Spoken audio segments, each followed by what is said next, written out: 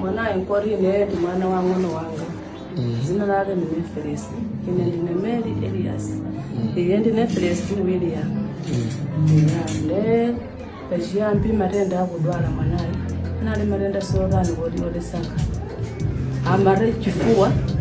Nema bumira mabanga jonchi. Omehirija chiri chifua.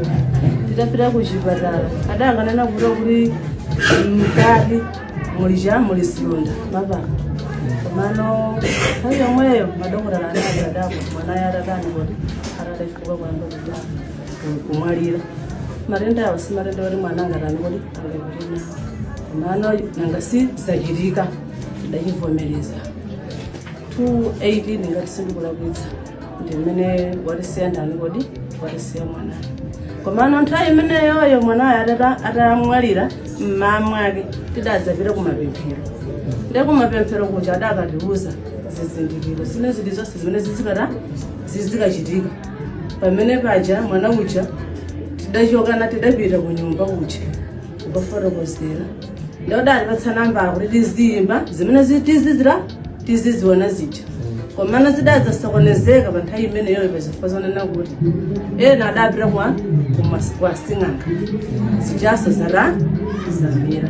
Koma tili munsewo njira yakumanda bokosi ena anwanyamula kwa maliro bokosi simuyika pa njira bokosi limapanga chonchi mangodezeka toka nophamuka inde basi kumanjara mpaka nadakafikira muti mene mukumanda nde anayikidwa kumapemphero kumaranibe kumapiriba kenaka kutsalibulo sarani koso osabika asali komezangu kitika maja kisomo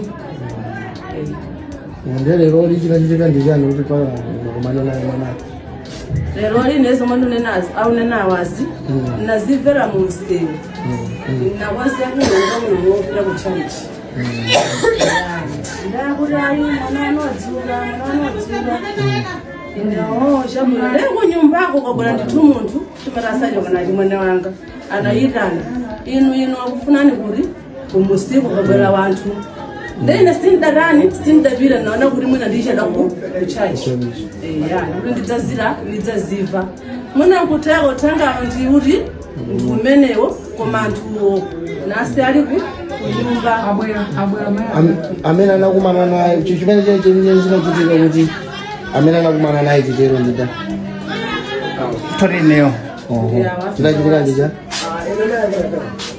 Okay, chino chinachitika ine mmelowa ku nyumba inakoza kundipita ku msonkhano wa MCB Budowa. Ndindi kufika mu msewu watalawe ndaona atsikana akuthamanga wamisala tena wamisala munena ndani atsikana uyo eri